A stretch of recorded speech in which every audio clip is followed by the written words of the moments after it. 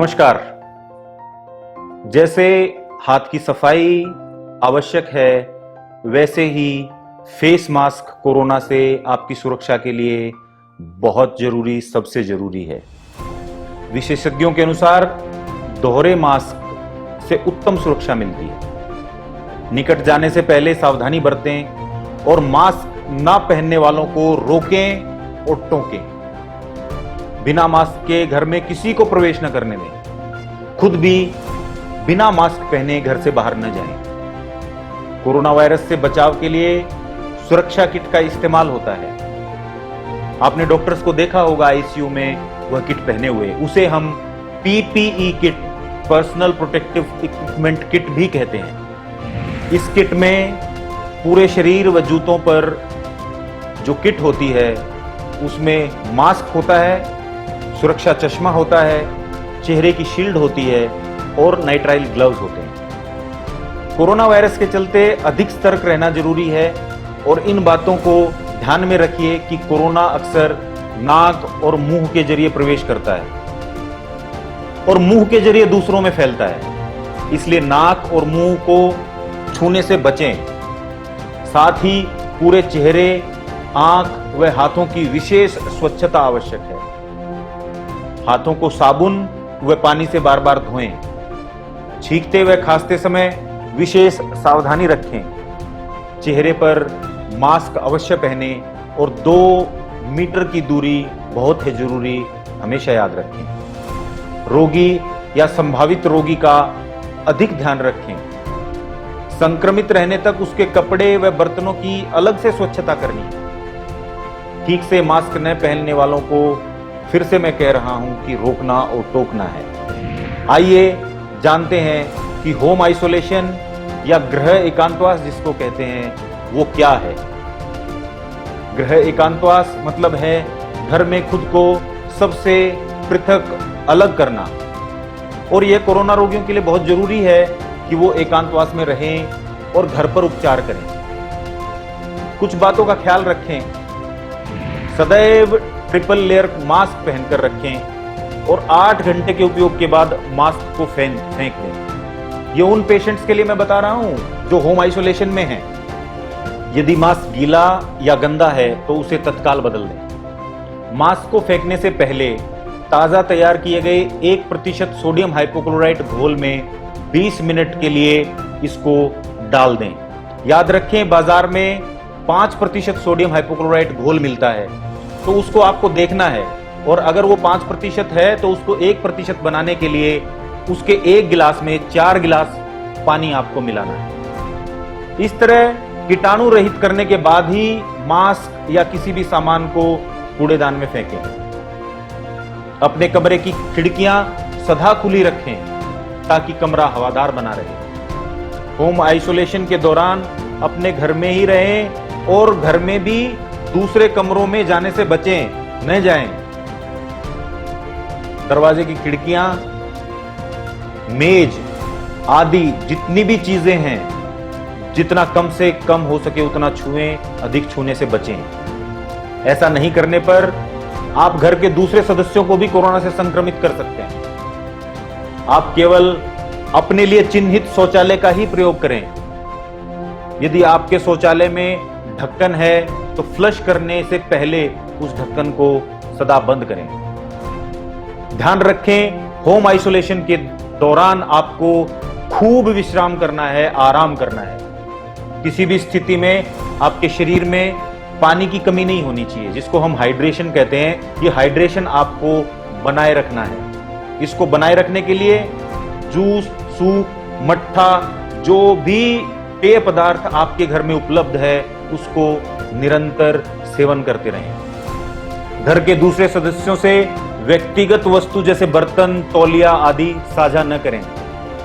अपने कमरे की वस्तुएं जिन्हें बार बार छुआ जाता है, जैसे टेबल, दरवाजे के handle, mobile phone, computer, remote आदि इत्यादि जो ये सामान है, उनको साफ करें और प्रयोग के बाद सैनिटाइज अवश्य कर दें।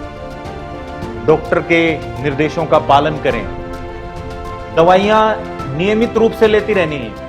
अगर आप किसी अन्य रोग के लिए भी दवाई ले रहे हैं तो डॉक्टर से परामर्श अवश्य करें।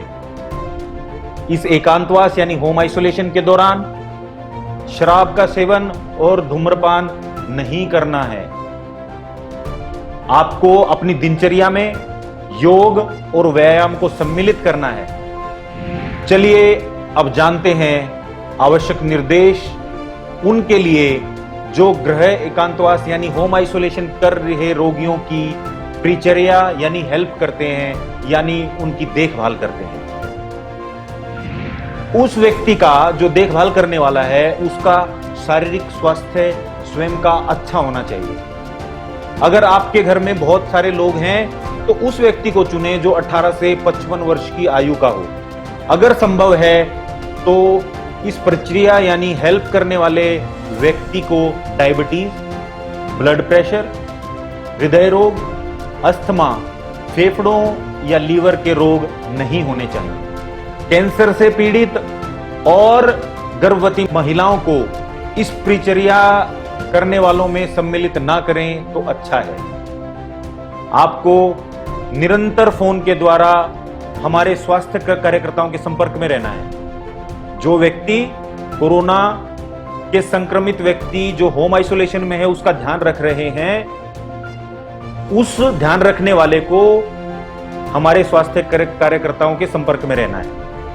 रोगी के साथ एक ही कमरे में अगर हैं, ट्रिपल मास्क का प्रयोग करके ही अंदर जाना है। उपयोग के दौरान मास्क के सामने वाले भाग को छूना नहीं है। यदि मास्क गंदा और गीला हो जाए तो उसको तत्काल आपको बदलना है, अंदर नहीं बाहर। उपयोग करने के बाद मास्क को पीछे से खोलें और ऊपर बताई गई जो प्रक्रिया यानी 1% हाइपोक्लोराइट सॉल्यूशन में 20 मिनट तक वैसे डाल करके सैनिटाइज करना है। मास्क को सदा बंद कूड़ेदान में ही फेंकना है और फेंकने के बाद अपने हाथों को अच्छी प्रकार से धोना है। बिना हाथ धोए आप अपने चेहरे और नाक को न छुएं। रोगी या रोगी के वातावरण के संपर्क में आने के बाद अपने हाथों को अच्छे प्रकार से धोएं। शौचालय जाने से पहले और बाद में, खाना बनाने से पहले और बाद में अपने हाथों को अच्छी प्रकार से धोएं। उनको स्वच्छ रखना बहुत आवश्यक है। ध्यान रहे हाथों को साबुन और पानी से कम 40 सेकंड तक धोना है। हम अल्कोहल युक्त सैनिटाइजर का उपयोग भी कर सकते हैं। हाथ धोने के बाद टॉवल और टिश्यू पेपर से हाथों को पोंछें। अगर ये उपलब्ध नहीं है तो साफ तौलिए का उपयोग करें। सदा मास्क और डिस्पोजेबल दस्ताने पहनकर रोगी की परिचर्या करते समय प्लास्टिक का एप्रोन भी उपयोग करना है। एप्रोन को साफ रखें और सोडियम हाइपोक्लोराइट घोल से साफ कर लें। मरीज के थूक, लार या छींक से सीधे संपर्क में आने से बचें और मरीज को संभालते समय डिस्पोजेबल दस्ताने का उपयोग करें। दस्ताने पहनने से पहले और उतारने के बाद हाथ अवश्य धोएं। कोरोना संक्रमित द्वारा उपयोग की गई वस्तुओं के सीधे संपर्क में आने से बचें, जैसे बर्तन, तौलिया या चादर। रोगी को उसके कमरे से बाहर ही भोजन दे देना है। खाना एक स्टूल या टेबल पर रख दिया जाए और यह सुनिश्चित करें कि भोजन देते समय मरीज के सीधे संपर्क में आप ना आए।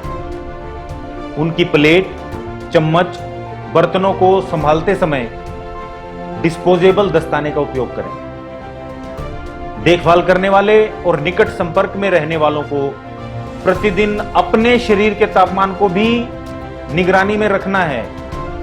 अगर वे कोरोना के किसी भी लक्षण यानी उनको बुखार, जुकाम, खांसी या सांस लेने में कठिनाई अनुभव होती है तो तुरंत इसकी रिपोर्ट आपको अपने निकटतम पीएचसी, सीएचसी या किसी भी हॉस्पिटल में या डॉक्टर को करनी है। मरीज द्वारा उपयोग की जाने वाली वस्तु जैसे कपड़े, तौलिए, चादर को सफाई या हैंडलिंग करते समय ट्रिपल लेयर सर्जिकल मास्क और डिस्पोजेबल दस्ताने का उपयोग करना है। मरीज के कपड़े, बिस्तर, स्नान और हाथ के तौलिए को अलग कर लें और उबलते हुए पानी और डिटर्जेंट से धोएं। उन कपड़ों को अलग से धो सकते हैं और धूप में अच्छे से सुखा लें। रोगी के कमरे, स्नान गृह और शौचालय की सतहों की प्रतिदिन कम से कम एक बार सफाई करनी है और उनको कीटाणु रहित करना है। सफाई के लिए पहले घरेलू साबुन या डिटर्जेंट का उपयोग करें और यदि संभव है तो 1% हाइपोक्लोराइट घोल से विसंक्रमित करें। क्लोरीन टैबलेट को पानी में डालकर उसका प्रयोग कर सकते हैं। रोगी की देखभाल करने वाला सुनिश्चित करेगा कि रोगी निर्धारित उपचार का पालन करता रहे। गृह एकांतवास यानी होम आइसोलेशन के पहले दिन से रोगी के ठीक होने तक यह प्रयास करें कि घर का कोई भी सदस्य घर के बाहर न निकले। अपने संबंधियों, दोस्तों या पड़ोसियों से अनुरोध करें कि वे उनकी आवश्यकता की वस्तुएं जैसे दूध, फल, सब्जी आदि की खरीदारी कर आपके दरवाजे के पास रख दें। अन्यथा इन सब चीजों को आप होम डिलीवरी के माध्यम से भी मंगवा सकते हैं।